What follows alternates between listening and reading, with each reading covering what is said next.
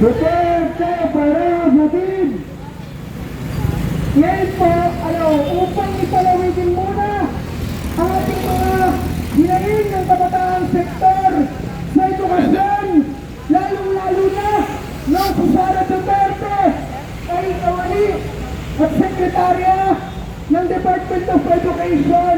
Tinatawagin po natin ang chairperson ng Kabataan Party List sa ating Tagalog na si Testa Feliciano. Pagkasa ng bayan! Pagkasa ng bayan!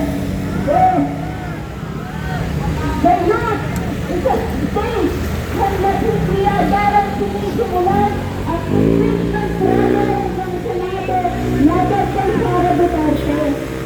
Nasa alanganin na pinabukasan ng mga kabataan hanggang nananatili at lalaya ang mga sagad-saring katulad ni Sara Duterte na walang ginawa kundi dinlangon ng mga mamamayan at mga kabataan.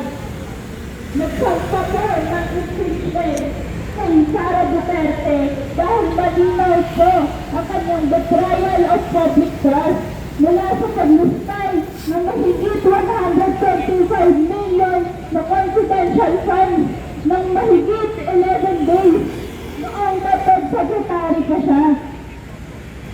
At ang papel niya sa pagbubuo ng drugs na umutin sa mahigit 30,000 na katao.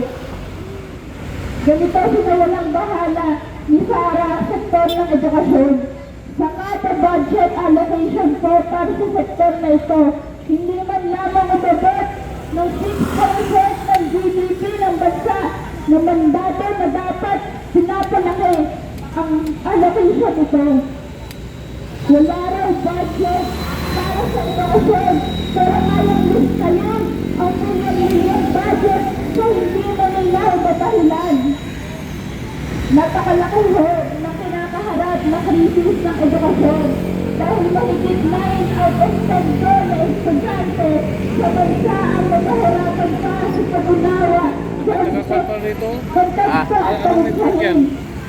Mahigit 100,000 pa po na kulang na classroom na nagmamanifesta sa nasisitilang mga estudyante sa maliliit at masisikip na classroom. Ayan, pa-share po tayo ng live mga kababayan at andito na. Dumating na ang nagkilos protesta. Grabe. Ayan, kilos protesta ng mga kabataan, mga kababayan. Nagpangabot na ang Marcos Duterte supporters. May parating pa mga kababayan, kaya i-share nyo po itong ating live.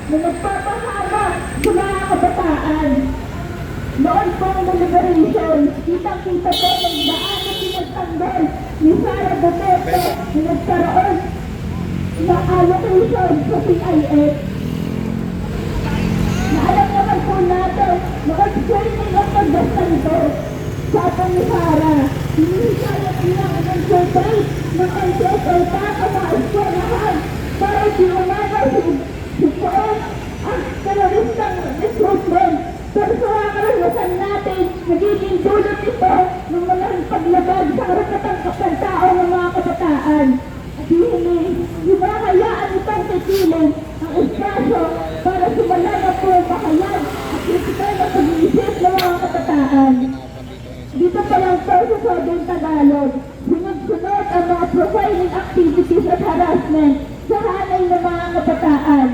Pagkakailan lamang po, naglipa na ang mga nagparing flyers at posters laban sa mismong TPL paid nominee na si Ziva Garcia at US si Chairperson-elect US Balingit. Gayon din po sa Cavite State University na sa Rendal Daily.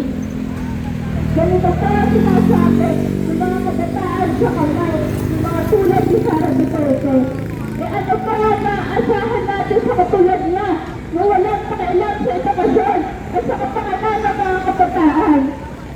Kahit dahil sa war on drugs sa pinasimulan ng tatay ng si Rodrigo Duterte at tumutulong sa kapakanan ng mga kabataan tulad ng Pia de los Santos.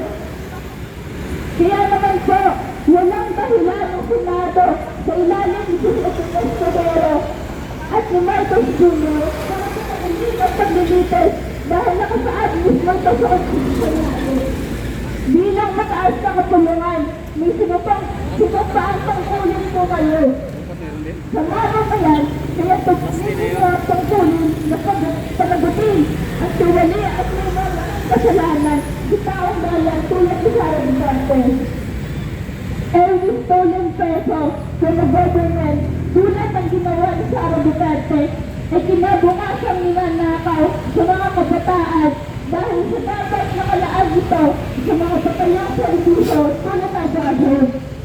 Kaya naman po, panawagan ng kabataan, hinahawang natin ng Senado at si Marcos Jr. ipagsin ang tangkulin ito bilang impeachment vote at umanawag si Sara sa lahat ng kasalanan niya sa taong bayan.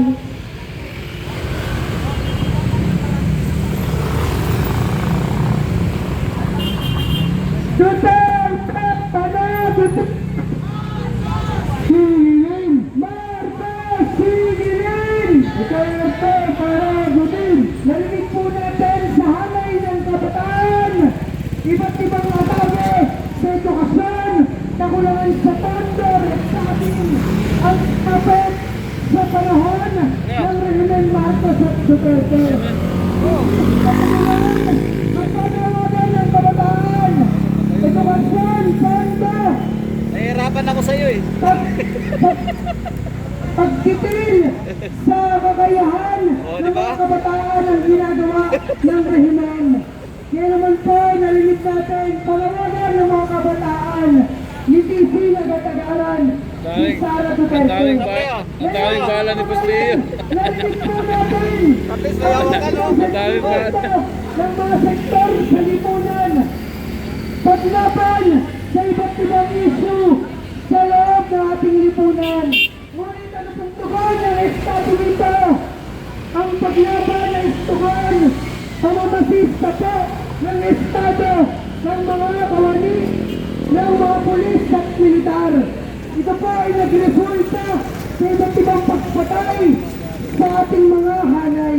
Kaya naman po upang palawigin ang kasalukuyang kalagayan ng pamamasista ng Estado sa rehiyon ng Timog sa Tagalugan at bigyan ng konteksto ang pinakamalagim na nangyari sa loob ng Timog sa Tagalugan ng Bloody Sunday Massacre. Tinatawagan po natin ang tagapagsalita ng bayan muna sa Timog sa Tagalugan na si Pangulong Max Camoral.